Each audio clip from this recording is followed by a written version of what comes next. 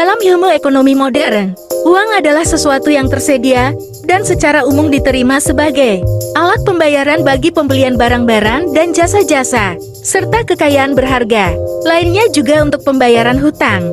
Beberapa ahli juga menyebutkan fungsi uang sebagai alat penunda pembayaran.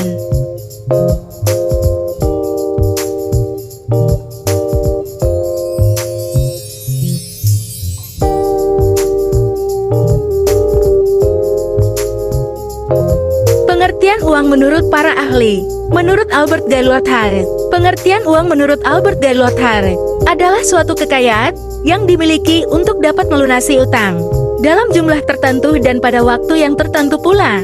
Menurut Angci Pico, menurut pendapat dari Angci Pico, pengertian uang dapat didefinisikan sebagai segala sesuatu yang umum dipergunakan sebagai alat tukar. Menurut Thomas Rowling J. Thomas menyatakan arti uang adalah segala sesuatu yang tersedia dan umumnya diterima umum sebagai alat pembayaran untuk pembelian barang dan jasa, serta untuk pelunasan utang.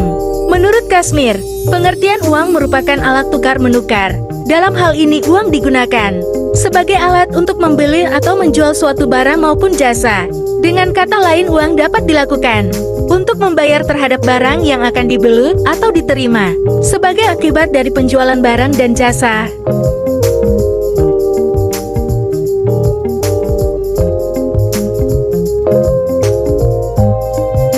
Sejarah uang dimulai dari masa prasejarah hingga awal masa sejarah, di mana manusia hidup dengan cara memenuhi kebutuhan dari alam, tanpa melakukan kegiatan jual beli karena tidak memungkinkan. Namun, seiring waktu, kebutuhan bertambah dan beberapa daerah memiliki sumber daya yang berbeda. Untuk mempermudah pertukaran barang, masyarakat mulai menggunakan sistem barter. Namun, sistem ini memiliki kendala seperti kesulitan menemukan barang yang diinginkan oleh kedua belah pihak. Untuk mengatasi kendala tersebut, manusia menciptakan alat pembayaran yang disepakati. Awalnya menggunakan keran atau batu-batuan yang menarik. Kemudian logam mulia seperti emas dan perak dilebur menjadi uang logam. Uang logam ini efektif digunakan karena memfasilitasi kegiatan ekonomi yang lebih lancar dan dapat diproduksi secara industrial. Namun, seiring perkembangan, uang logam dinilai kurang efisien karena terbatasnya bahan yang digunakan. Kemudian, uang kertas mulai berkembang sebagai pengganti uang logam yang lebih praktis digunakan oleh masyarakat sebagai alat tukar yang setara dengan nilai yang tertera. Uang logam tetap digunakan sebagai nilai intrinsik, terutama yang mengandung emas atau berat.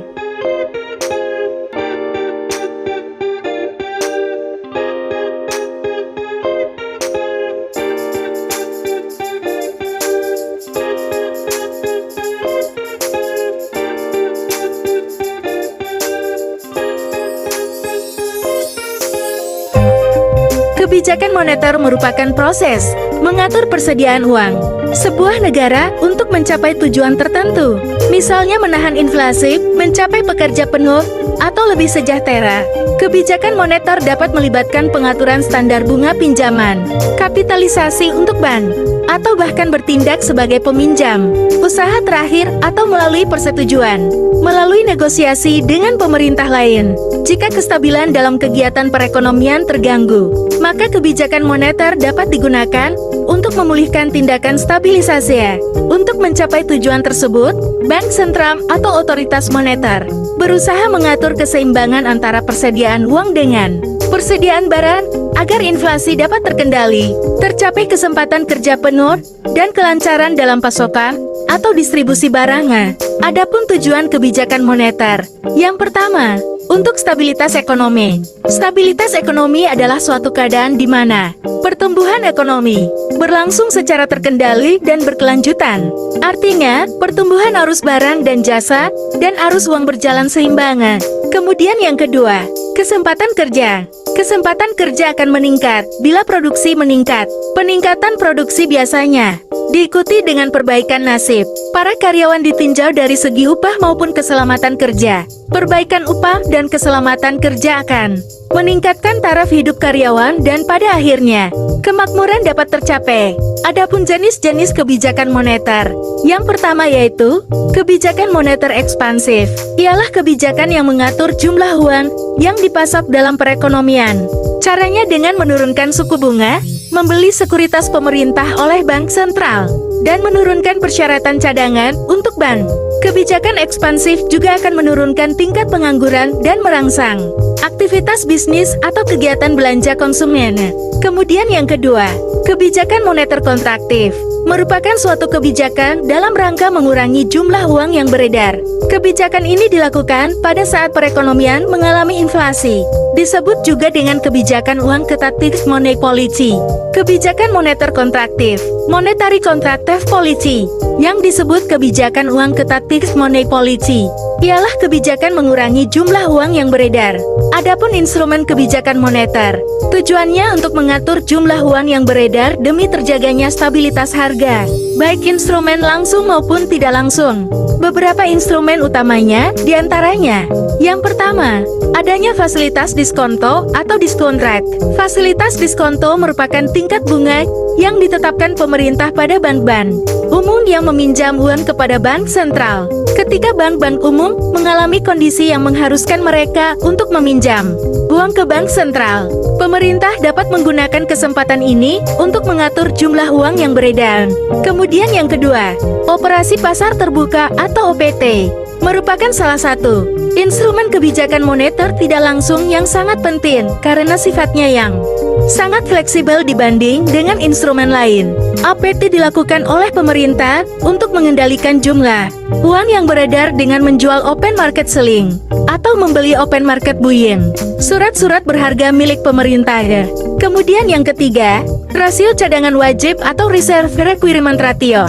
Ketika minimum cadangan wajib tersebut berkurang, maka bank memiliki lebih banyak uang yang dapat diedarkan di masyarakat melalui pinjaman.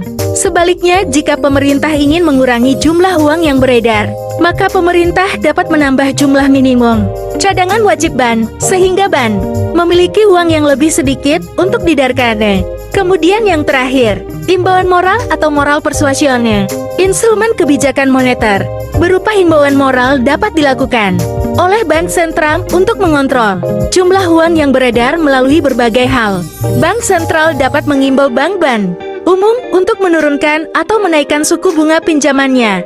Bank sentral juga dapat memberikan saran kepada bank-bank tersebut untuk hati-hati dalam memberikan pinjaman kredit kepada masyarakat ataupun membatasi keinginannya untuk meminjam uang kepada bank sentral melalui fasilitas diskontot. Selain 4 instrumen tersebut, Bank Indonesia memiliki beberapa instrumen kebijakan moneter lainnya seperti kredit langsung, penetapan uang muka impor, fasilitas overdraft window, intervensi rupiah di mana Bank Indonesia melakukan pinjam-meminjam dana secara langsung di pasar uang antar bank atau PHB, sertifikat wadiah Bank Indonesia atau SWB. Itulah pemaparan singkat mengenai uang dan kebijakan moneter.